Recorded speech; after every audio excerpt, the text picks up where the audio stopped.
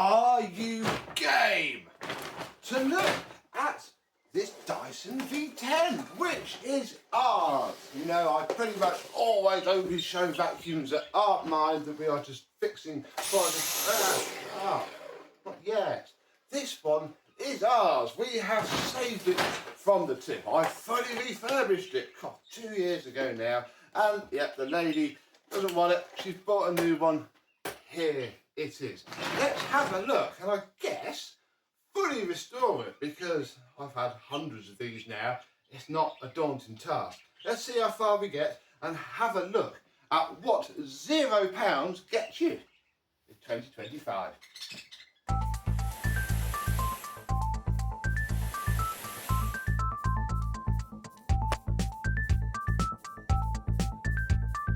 Yes, hello, my vacuum cleaner chums. How are you today? I've got almost fond memories of the V10. Back when it launched, I remember one night on YouTube, I watched a few tech channels, Linus Tech Tips, I think Jay's 2 cents, Bitwit, loads of random people dropped videos of their V10. And if you watch Linus Tech Tips videos, you will sometimes see their V10 still sat as a set prop. But occasionally they used it, and it sounds awful. These do sound awful. But, bittersweetly, they're probably quite the high point of this. Right, I mean, look, I'm not even holding the trigger. Look, it's like a... Oh my goodness, they've made it into a button Dyson. I have a rare Dyson. Right, well, they're probably going to have to add the bloody trigger to the list of stuff to do to this, because yes, like all Dysons, they do not age well. There probably is a fair reason why she was just going to hike this thing to the tip. And I'd imagine in 2025, that's where they're all going fast. But it works. We have boost. We have ickle mode. Does actually work quite well and have decent suction. It's not even completely... Yeah, it's not even completely destroyed. I think she literally has just bored of it. Bless her little heart. So yeah, fair enough. We have a filter, which isn't too bad. Normally you see those under a pile of dust, although this top part here is solid. Ooh. Have a play with that later. We'll leave it on for now though, because I want to check a few other bits. What we shall check next is... Oh, there you go, it's all jammed up. All good. The bin slide is not broken. That little bit of plastic there is intact. Fantastic. I'd imagine, yeah, there it all is. It's not bad. I did a good job, you see, when I refurbished it. That is annoying but funny. So yeah, that is the machine and it works. We do have a bag of stuff, so I guess we'll just have a quick flick through all of this. I'm going to speak for the ultra nerdy collectors amongst us viewing here, but it's a shame you're never really going to ever have the manual or the box for a machine like this, is it? You think in 20 years time I did that, but I had the box and the manual. You would have more chance of finding a box Hoover Junior still. Right, so that bit works. Battery is fairly decent. I've never had any problems with the batteries, but a lot of people I speak to say they have. Comment down below on V10 Plus. I'm not counting the V11 clip battery because that is its own special brand of evil. They're pretty good. Right, Floorhead. Not awful. The test is, can I remove the brush roll with my hand? Yes, just. So that's, yeah, I say just, that you can see the fluff starting to build up back there. But otherwise, it's not even fully destroyed again. When I gave it, I would have taken that apart and washed all that. That would have been okay. Black bristles are nice. Ooh, awesome. So that all works and we tested it very good. We have ourselves a charger, which I am again going to guess it works absolutely fine. We have the dock with the remains of where they've ripped it out of the wall and given it to me. So that's very nice. Thank you very much. The two tools, this must have been Was this the bottom? No, was this the bottom of the range or the middle of the range? I'm not too sure on these V10 iterations, and the one has nothing written on it at all. So what does that mean, you beardy Dyson enthusiast? Right, does the mini turbo head work? Yeah. Right, how will you find dust back? It does work. I'll be honest, it looks like it's had most of the use that this thing has had. So yeah, that's going to need cleaning up. And then finally we have a fluffy head. Very nice indeed. The, let's say, later generation of fluffy head, where this wasn't removable, but then they did a version that didn't have that at all. So probably second generation. Yeah. Well, you shouldn't do that, should you? Oh. Do like using a fluffy head. It is a very nice head, I will give it that. Right, so we have ourselves a fully working Dyson, and I'll be completely honest, you could quite as easily clean this up with a bottle of spray in one hand and a cloth in the other and be fine. But we may as well not do that. We may as well go one step further, get this thing stripped down and washed. And if I do the timestamps in the video correctly, it shouldn't be too bad. We shall start with the wand, which is just going to go to one side, and I shall wipe it down later. I shall get some pliers, take this off camera, but you can remove the backing plate from your dock and first thing in the wash box. Charger, obviously you can't wash that, we'll give that a wipe down later. Stop doing that. Right, the crevice tool. So I think we're going to find bits of polystyrene everywhere in this, because there's one there. We'll keep count. That can go in there. And then we probably going to start to want the first tool, because I want to split the bristles. I'm going to go really far on this video from this tool.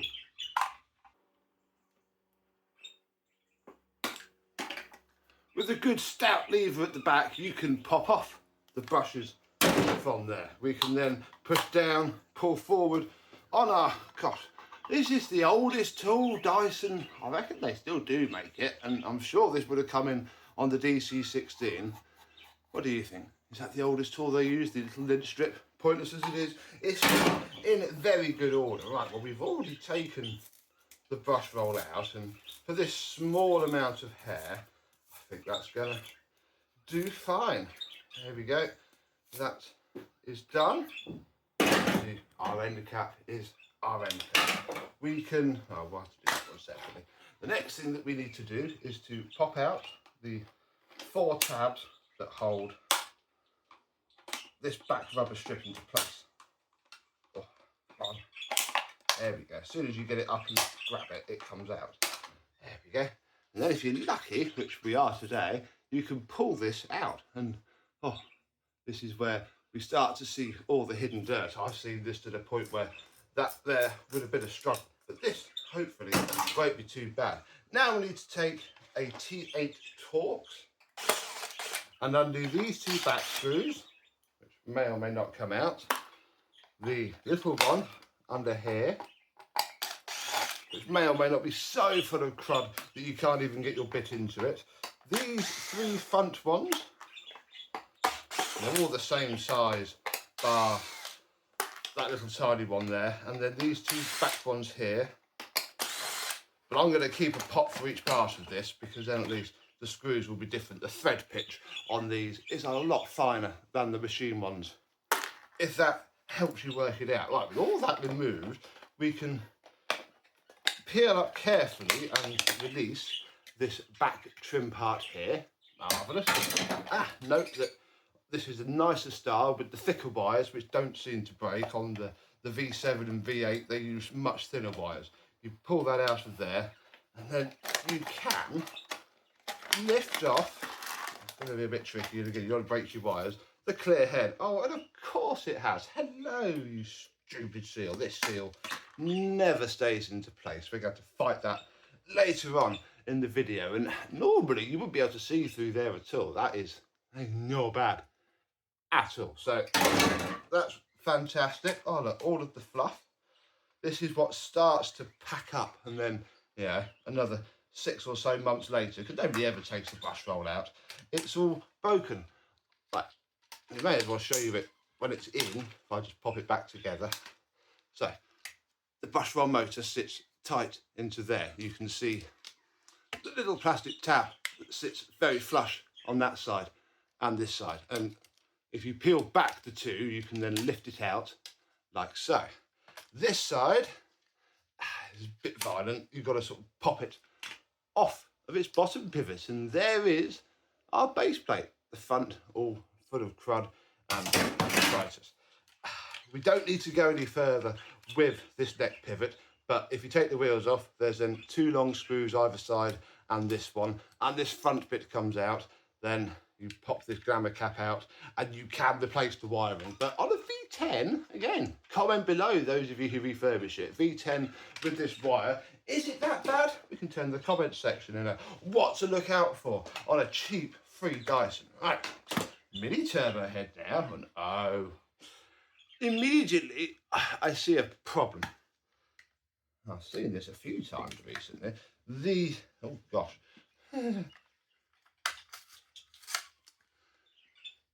That's dead, I think.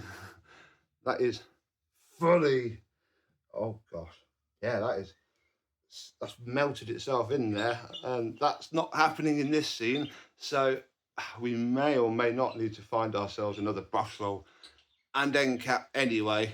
And if I don't have any in the shed, this ain't going back together. But let's pretend that it might. How do I clean these? I take these 2 screws out here.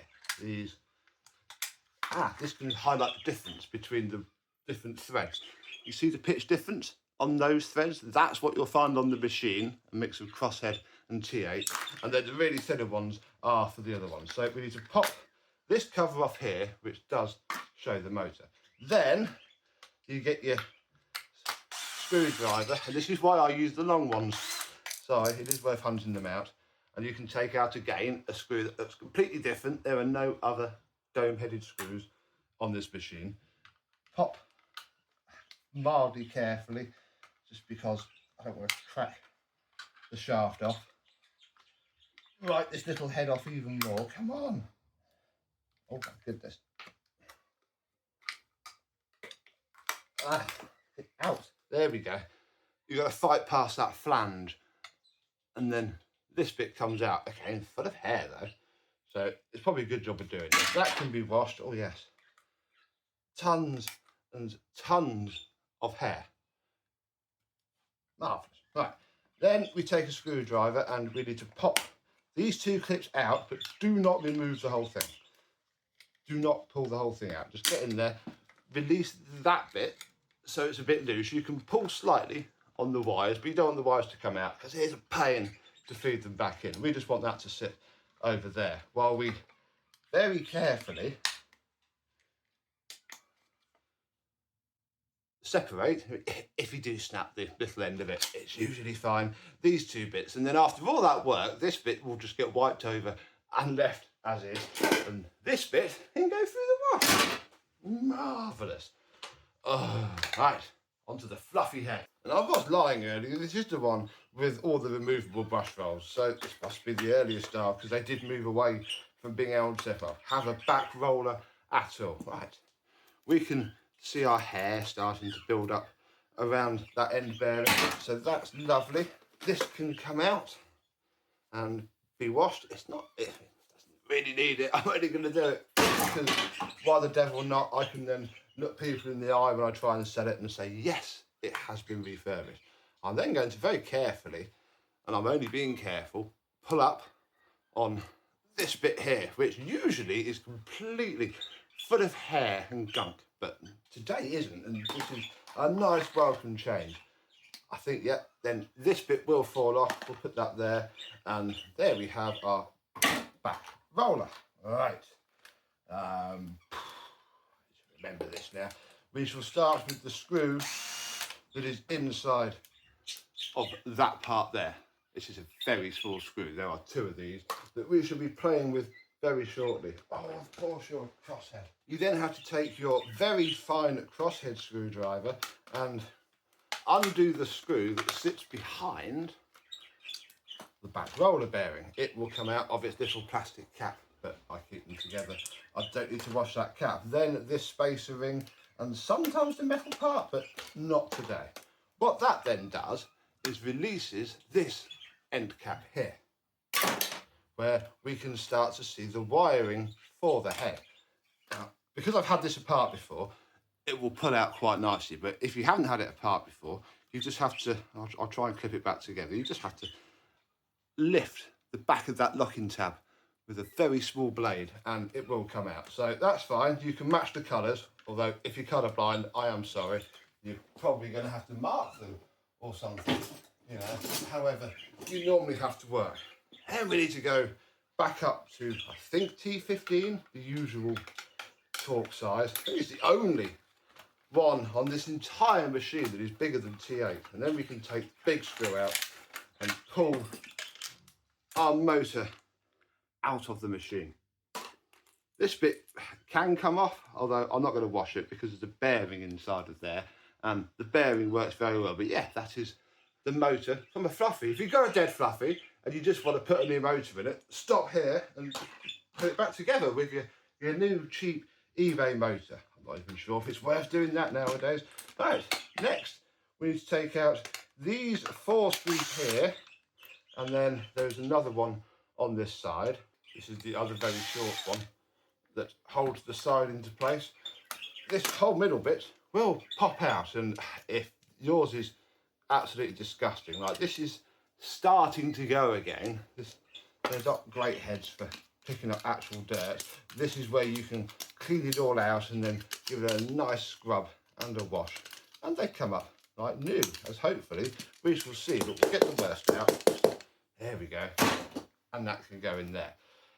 Very carefully pop your wires through, pull this little rubber plug out, which is great fun to put back in later, and then we shall pull those out of there. I'm then going to start to fold and push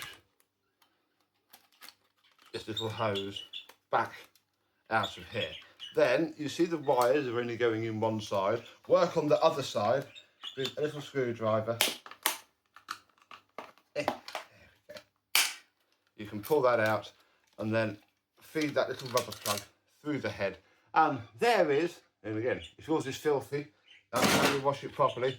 That part, I'm not going to wash the hose. If you did, it's that screw there and that screw there, and then this whole part comes off and you have to just run it down the cable a bit, and then you can take the hose off and put it through. But I'm not going to bother with that because, just like the other side, it'll be fine enough with a wipe down.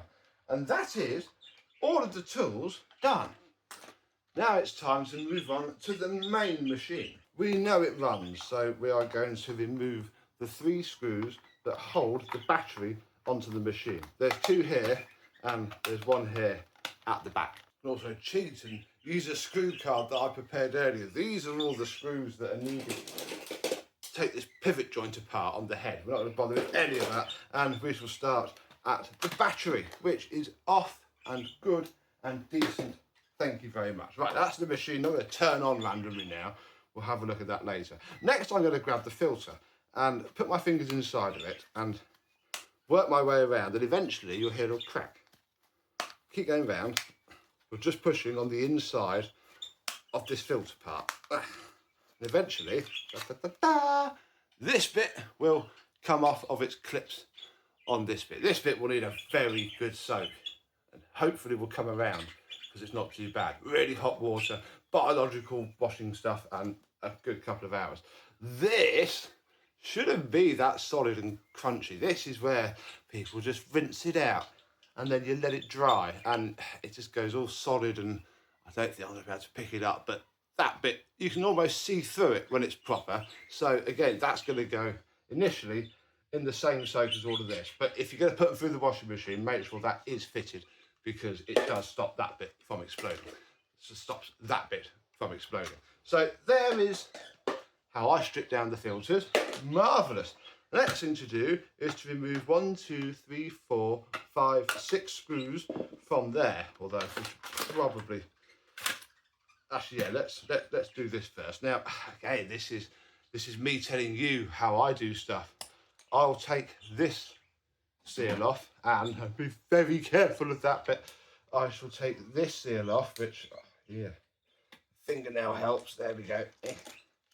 Just peel it all around and then very gently fold it back on itself and take those out. I never take the bin flap off of a V11 because this sprung thing is a sod to get back in, both properly and with the spring in the right place. I just leave that, that'll wash up absolutely fine. I'm also not going to take, actually, ooh, you know what, I am going to take out the sealing ring because that is disgusting. So we should remove this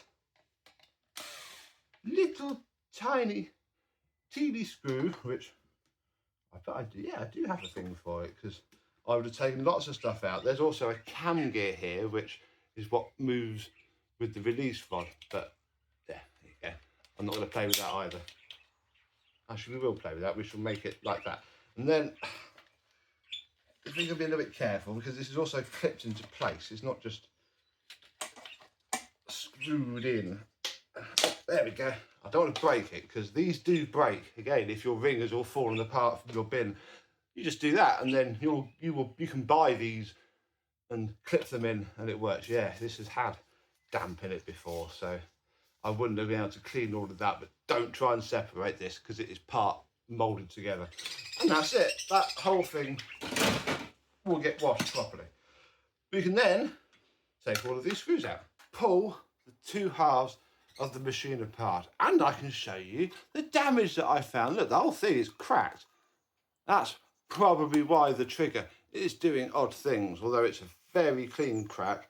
So, oh yeah, look, I literally just snapped it completely back into place. Q-bond will help us here, but I want to be absolutely sure that it is that. So we are going to go annoyingly a step further, and I am going to take out the motor and the trigger assembly. So there are two screws under here. And then you take your little screwdriver, wherever it was, and you can pop off the motor cover for the wiring. That will come off with this bit still attached. You can just push that through like so, and that can be washed too. We need to, I think I am going to unplug it because I don't want to break the wiring connection. We'll unplug the top for the switch, which will pop out the little tiny connector for the battery sense, and then undo these two big connectors for the battery voltage. One of which has rounded, because they often do. So we can take this slightly beefier T8 Torx, which should hopefully, yeah, crack it off. If I scrap V10s and 11s, I keep those so that at least if they put up a fight, you can get them off one way. Oh yes, then we just take our pliers, grab the terminals for the battery, but not the wires for the battery sensor, and just bend them up just a little bit. You just need to straighten out the bend on the connector. Then you can slide out this, and I mean, we could go all the way and pop out the entire motor. This is why I'm no good at fixing them, because it's one of those things on the board, on the other flipping side of the board, that goes, and that's it. It's dead. You can't really get anywhere else into them because Dyson. But we can wash out this. This is the little disgusting bit of sponge that you see at the back of your Dyson, and why, no matter how hard you clean it, it will always puff out a tiny bit of dust. We can then pull out the little micro board that is the speed control, and then there's two screws here, one here and one there. This is where you might have to fight those connectors again and perhaps bend them. I'll just drop that screw now.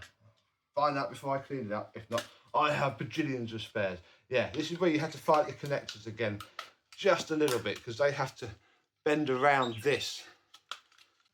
Ow, it doesn't help this crack, does it?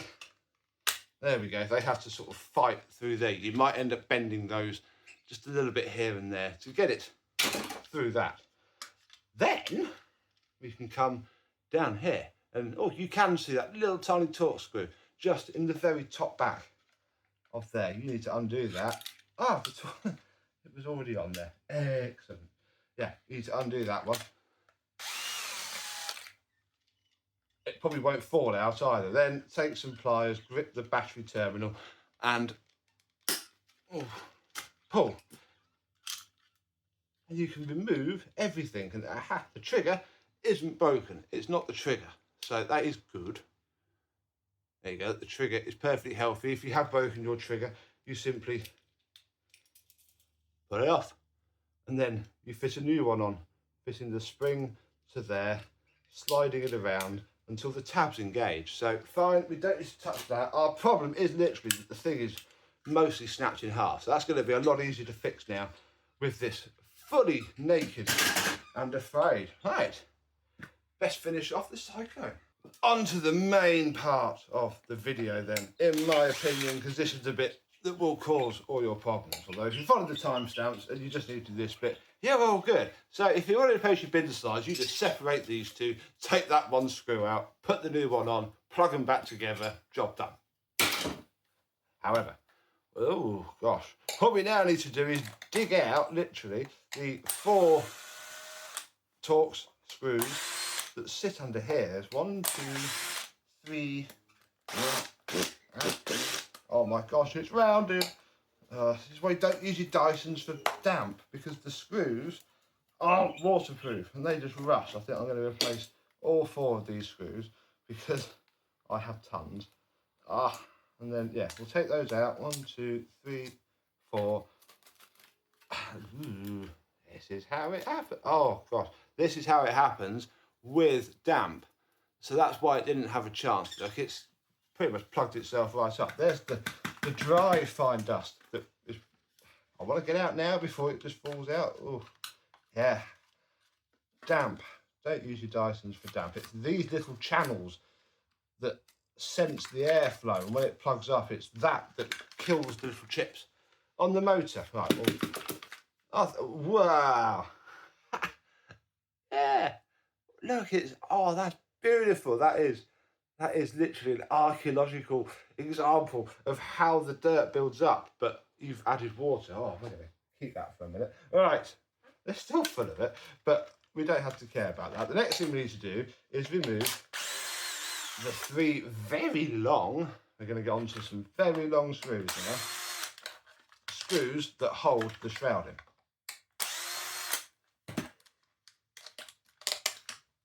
Then you take a little screwdriver, and I mean, this has already been done because I've been here before, and sadly, yeah, you can always tell when someone's been in here before, but you need to work around and up the shroud. I have spare shrouds, don't panic. If I really screw this up, we can save ourselves. There we go. Ooh. You can, yeah, effectively pull the whole thing down and see more. Oh, our motor side housing seal has come out. Then there will be 2 screws at the back. Which will be, oh my goodness. 2 screws at the back, then sort of in between the gaps in the other 2 are the remaining screws, but again, where this has been used with water, I'm going to have to use, problem is my screwdriver bits are so worn out nowadays. We've used them for a lot of machines. They don't help either, adding the fact that these heads are a little bit rusty and you got no chance. So yeah, there's that one. And then yeah, the other one sits, there is it, under here. With all of those removed, with those screws removed, this top cover will come off. And in fact, what I'm now going to do, ironically, is mostly line up and push this back together as well as it will go. And I'll show you why in a second. Oh, we'll do that in a minute, because we need to pull this bit up now and we need the wires. Then we can peel back our top gaskets, and again, they come off of here, ready for cleaning. If your edges are very tatty, especially on the V15 and the outsides, they cheapen them even more, and that's how you can change them. Good luck finding gaskets that aren't as bad. Then this middle bit pulls out. That's no loss of suction. Then, there, we need to pull this bit through, oh goodness sake, as much as we can. And then, oh, there's the last bit in screw. I'm going to push down on the middle of that connector. Oh, now that screw's going to be right in the way. And pull up on it. You see, I pulled up on it. Sometimes there's a piece of heat shrink around this connector. You need to try and lift that up and keep that because it does hold it in. But otherwise, we shall simply take it off. Remember which wire goes where. The white is minus, the black is plus. And you can take the whole thing nicely off and we can actually start to disassemble this machine. So that's there.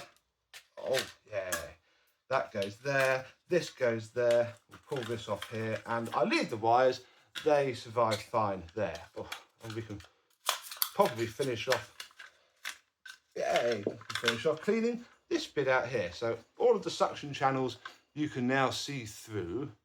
That's the killer, and you can't see through there. The shroud will be fine. I'll be honest, it'll clip back together. Nobody will ever notice. I want that last screw. Thank you very much. And yeah, that's how I disassemble fully a Dyson V10 and V11. Let's get this all washed and we'll come back when we're ready to reassemble it. A day later is all it takes to wash and dry all of these plastic parts. We have this humongous mess in front of us.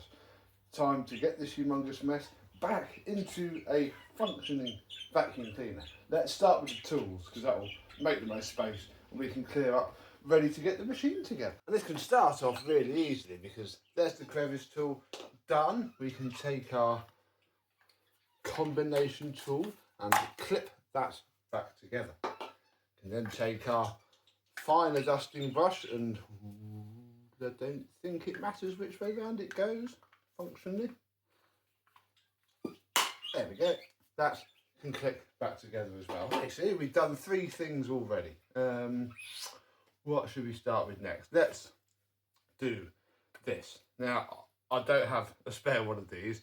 I've managed to sort of get that bit apart and all the hair out enough that it should hopefully spin enough that we can call it good on this. So if you find the inner part of this in this big pile of stuff, here it is. We can click this bit back in first, like so. Then we can push until it clicks the motor part in. Then we need to find our cog and our screw and get that fitted. We can then fit our side piece by hooking the front in first, then pushing the back down. And then we do up our 2 screws on the side. Then, in a minute, we can take our brush roll and see if this is indeed going to possibly work. I don't see why it shouldn't. As long as it's held in there and spins, which that is going to, it might be all right. We're not going to know until we're a bit further along in this endeavour. But there is the 4th little tool done. Let's get on with the fluffy head now because this is going to take a nice bit of space out. So we have our clean shell there. I'm going to start as we finished and poke this side of the wire through into there and then click that side of the pivot in, and then I need to get my screwdriver back out to bend the plastic around and click the other side in.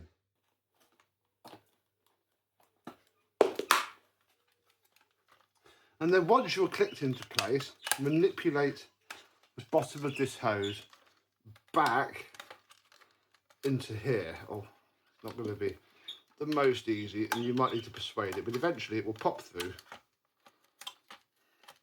and sit there very nicely. Check that you can still pivot well enough.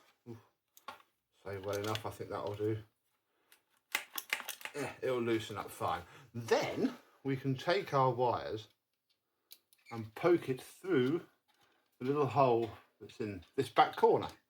It will go, but the next fiddly part is pulling the rubber grommet through for that cable protector. It does need to be snugged in. Oh my goodness, get in. I'm trying to show you and feed the other wire in. There we go. And then this bit just needs to be pushed fully into place. With that all fitted and the wires run, I'll put the T15 back inside of my drill and feed the wires through the squared hole of that part there. Then you can line up and fit the bearing back into the motor, and then the same looking hole on this side, we'll see that mounted. We can then, I'm leaning on it, take our big screw, screw that into place, and then, well, match up the colour of the wires and then tuck them very neatly into all of this side bit here, which we'll do in a minute, because I can launch straight into fitting this part here, which cleaned up very nicely indeed. Nothing clogged up now at all. That, reminding the little seals, will slot into the middle of this, and it will line up nicely with that join there, and then you can put its 4 screws in the back and then the 2 short ones in the side. Wires will look like that when you're done. That then means that you can fit this side on, and that clip there needs to go up into the housing first, and then this bit pushes into that side and becomes the screw thread for the back of here. So we shall put our spacer on there.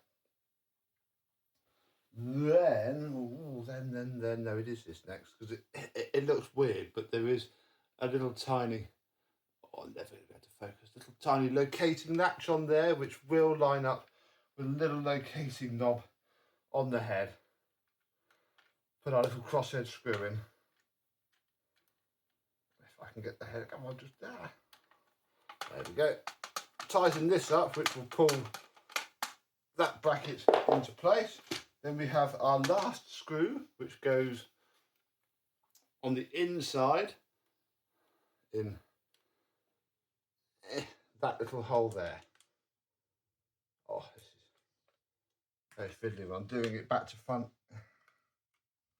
Oh, yeah. I'll just stick it onto my drill and then do it up like you're supposed to. Marvellous. Oh, we are getting done now, because we can pop our back roller back together. So we need to stick our retaining pin back into there through this bit, although we'll pop this bit onto the brush first. Then we'll push that bit home.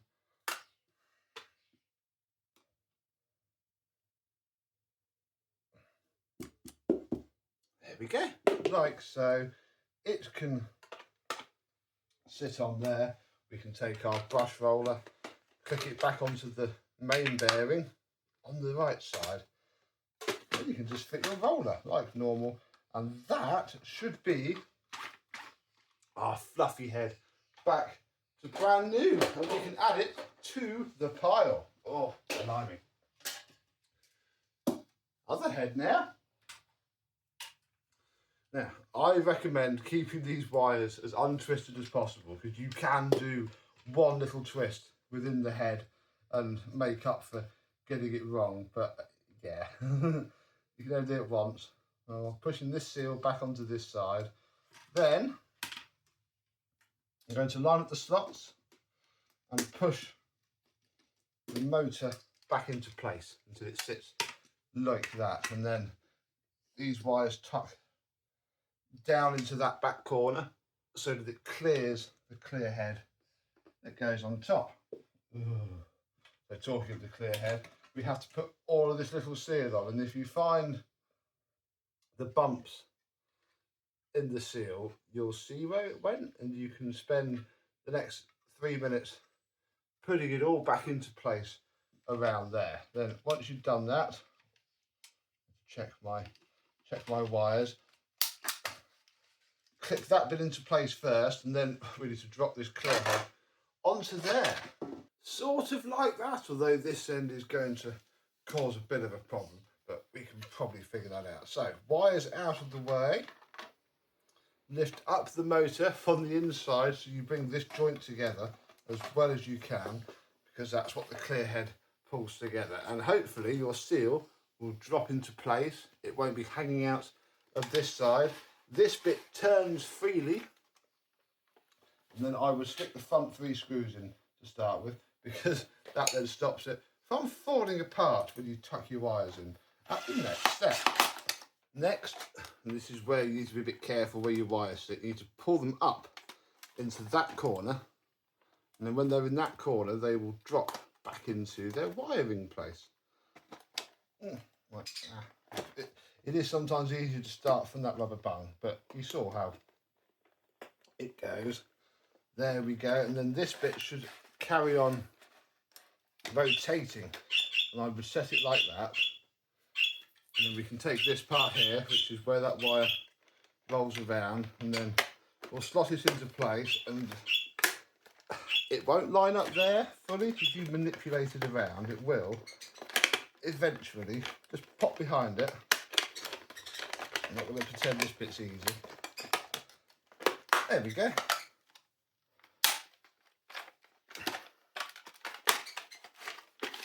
Once it pops behind it, check that this bit rotates fine, then turn it upside down and try and look at the wires that run under there and check that they are rotating well too. Then we can put all the rest of the screws in for this head. Then take our brush roll, pop our end cap back onto the bearing. We'll slide that in using the flat part of this bit on the base plate. We can slide our back rubber strip into the carrier and then click it into place like so, and there is one as new Dyson floorhead. Ooh, we are getting close now, aren't we? We shall clip the dock back together, because that's then another bit out of the way. Marvellous.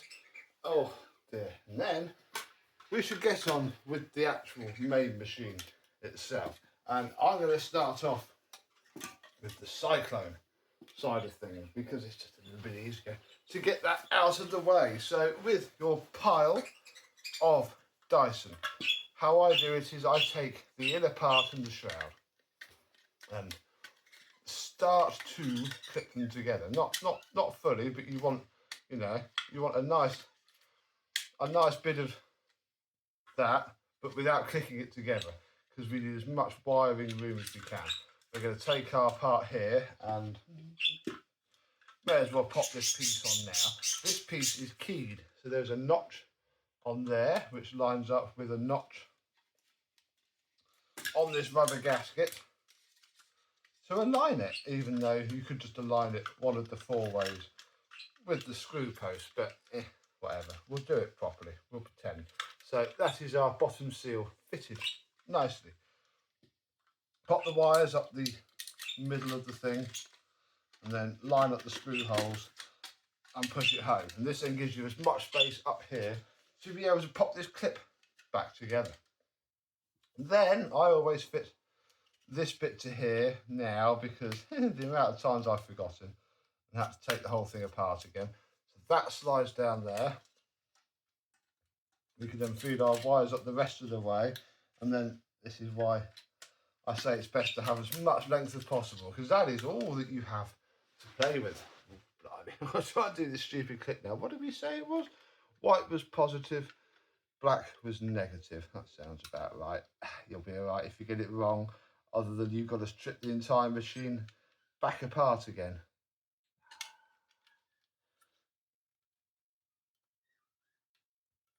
Aha.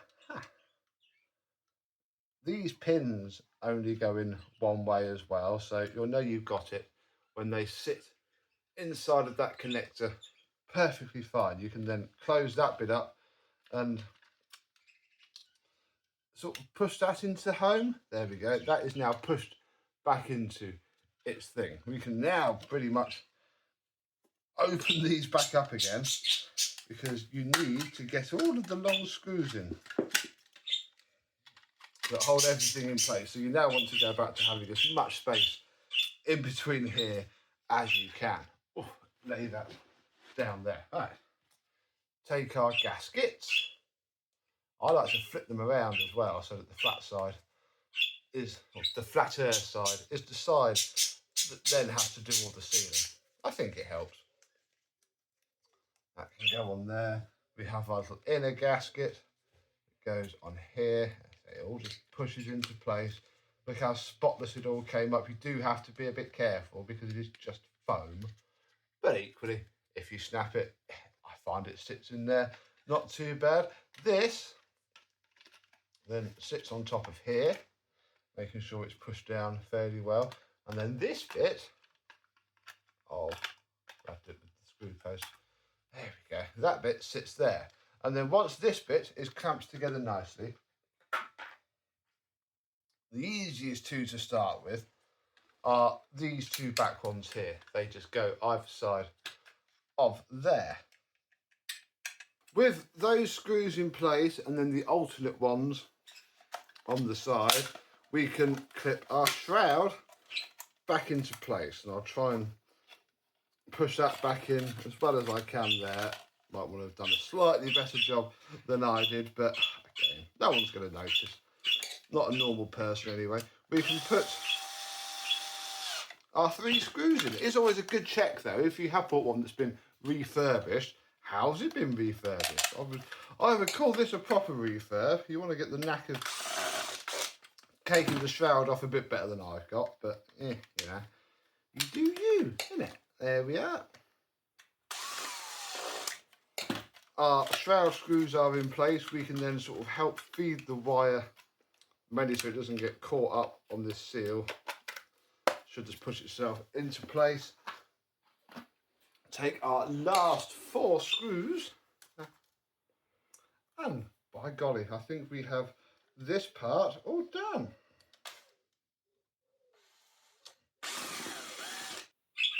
We can't really do much with what we've got though without this part being finished. So I have glued up that crack and that now feels very sturdy indeed. I'm going to take this bit of sponge, push it into there, and then push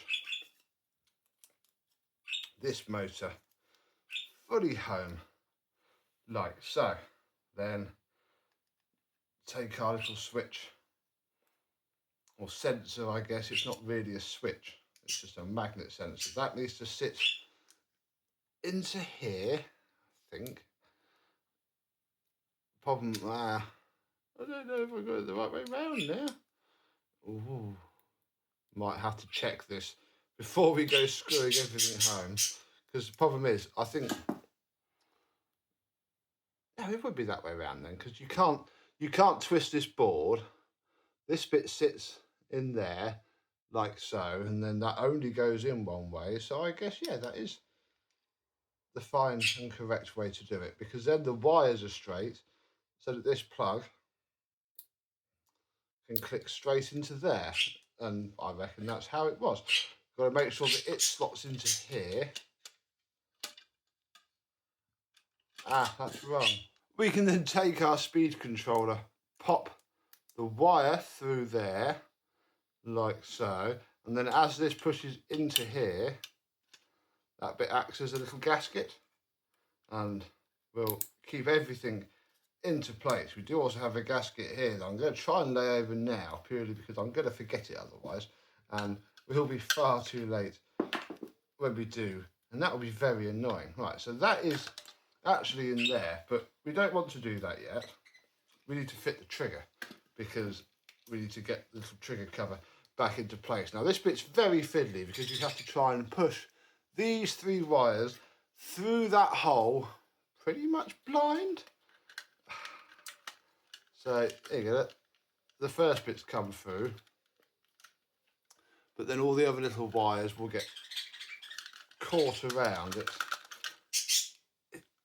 This is quite fiddly. You might be able to do better by taping them all together, but I think it takes as long to do that as it does to just fiddle around like this. I mean, it's there. Just get out. But eventually you'll get all 3 of your wires through, and then we can carry on putting all of this back together. Like so. It's fiddly, the more you do the better it gets. But we shall pop our screw back into place and leave it the heck alone. Right, now we need to put this wiring cover on. So again, you have to thread this very thin, delicate wire, and then these very thick, very non-delicate wires. There's one's just popped through. I find sometimes grabbing them with a little pair of pliers helps a lot. There we go. And then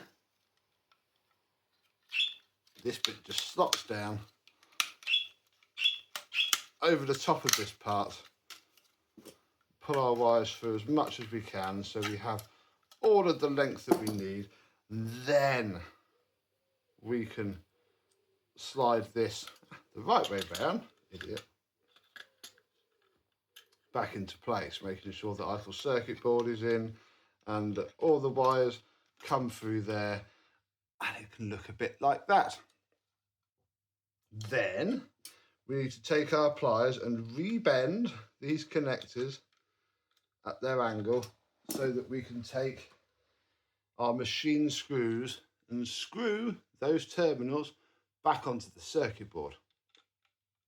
And quite difficult to show this because it all wants to move around, but you must know how to. You come this far, this isn't going to be too difficult. We'll get those screws in and push this connector back onto that plug. You end up like that. You've all plugged back together, all screwed back up. We can take our motor cover, pop our plug connector through it, and then we can do up our cover screws. And this is where we can actually start to hold the motor into the shell for the first time in this entire process. Marvellous. Right. We are getting there now then, because the next thing we need to do is come onto our bin, because we may as well do the bin next. We need to pop our middle seal into place, which can be a bit fiddly. Little smear of water on it will make it damp enough to push in nicely, but it'll go in well enough like that. The more you use the machine, the more it pushes down. Then we can take our bottom flap seal,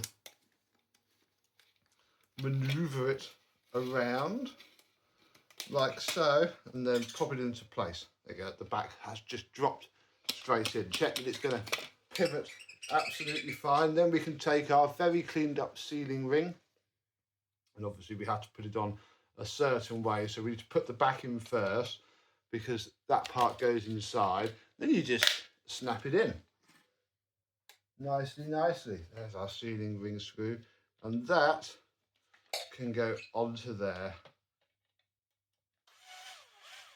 like so. Oh, we forgot to fit the bin slide with the Cyclone. That just slots on to here like so. I don't think the back of that seal is in very well, but I'll be darned if I'm going to take the whole thing apart now to see if it's going to be any better. I don't care, it'll be fine.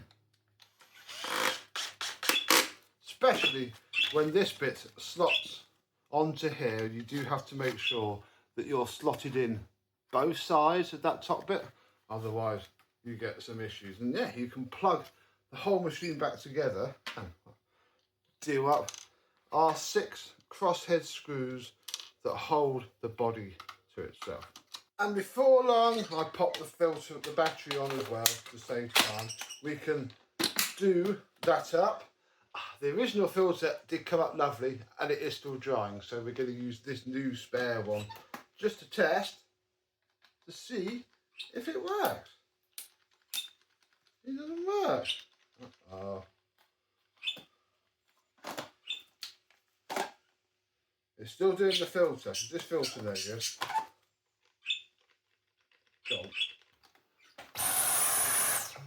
Right, I had got that little connector sensor upside down, and it turns out that that is what tells the motor what speed to spin at. The voltage is just there, and yeah, you need this at the right place in order for it to work. So it works, it doesn't turn on randomly when you don't pull the trigger. So our glue job has worked. Have we got the connector the right way round in the middle? Yeah, and that head works. That head works. Now, how good's our Bob's job going to be on this?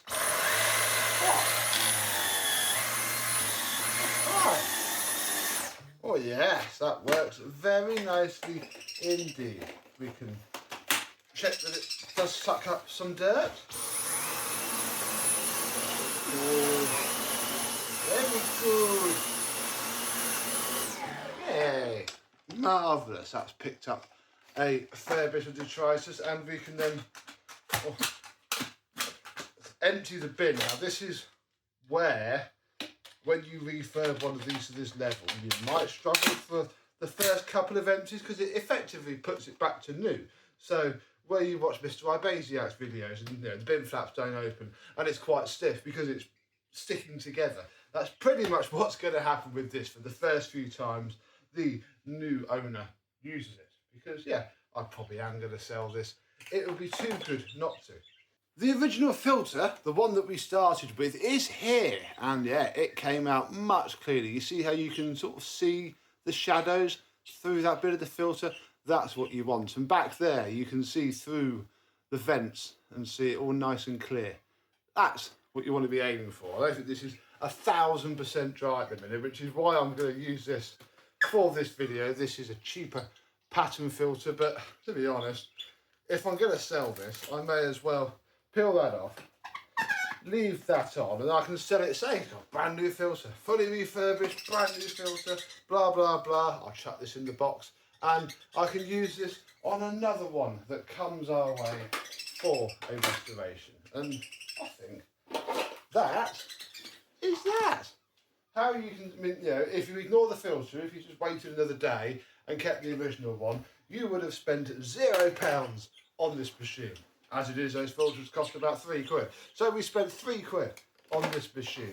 And we've ended up with a pretty much brand new, working as new Dyson V10. Once a very expensive machine.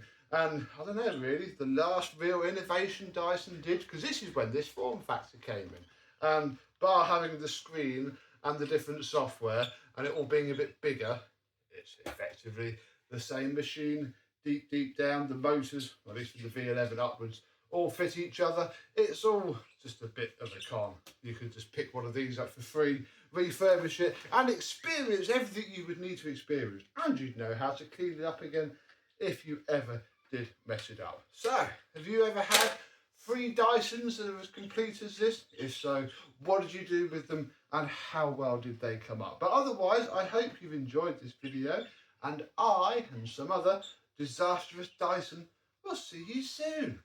Bye bye.